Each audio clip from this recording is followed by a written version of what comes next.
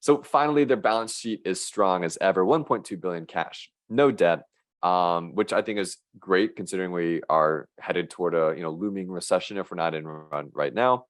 I'd argue this is the type of company that's probably going to thrive during macroeconomic uncertainty, but it's still good to have no debt. And now looking toward the next quarter, 111 million in revenue. Love it. Similar operating margins, similar gross profit margins. Second reason to be excited, back to what we are talking about with those operating margins, is their operating leverage, right? As a percent of total revenue, the research and development, sales and marketing, and general administrative costs all came down year over year as a percent of revenue, right? Operating leverage, they're seeing that. It's great. 32% decrease in cost as a percent of revenue when compared to the quarter last year. They're not only growing exponentially as a company, but the economies of scale are beginning to kick in. The last reason I think someone would be excited is a lot of this really cool stuff that Bank of America recently published about them, CrowdStrike, and Microsoft, specifically this quote about endpoint security.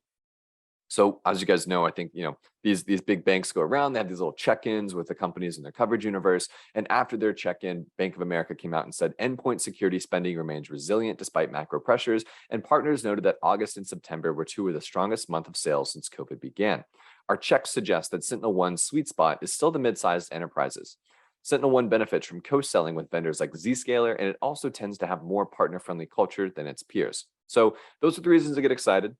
Reasons not to get excited, reasons you might stay on the sidelines for the cybersecurity company. The first one is cybersecurity is very fragmented, right? So I'd imagine if SentinelOne wants to continue to grow and become one of these massive deca-billion-dollar enterprises, they need to continue doing this merger and acquisition stuff. They just bought a company recently. A lot of acquisitions, I think, are on the table here. Two, they're unprofitable. They're very unprofitable. They're not making any money, and they have not laid out a path to profitability yet. Three, their valuation is very steep, in my opinion. It's still trading around 12 times forward revenue, which is a high price to pay considering the current, macroeconomic environment we're in with raising interest rates and the fact that they're still unprofitable. And finally, their stock-based compensation expense continues to rise, which is only prolonging that eventual flip toward profitability. So if you're a growth investor, you might be drooling right now. If you're not a growth investor, you might think this is crazy. Daniel, what are your thoughts on SentinelOne after I've laid it all out here for us?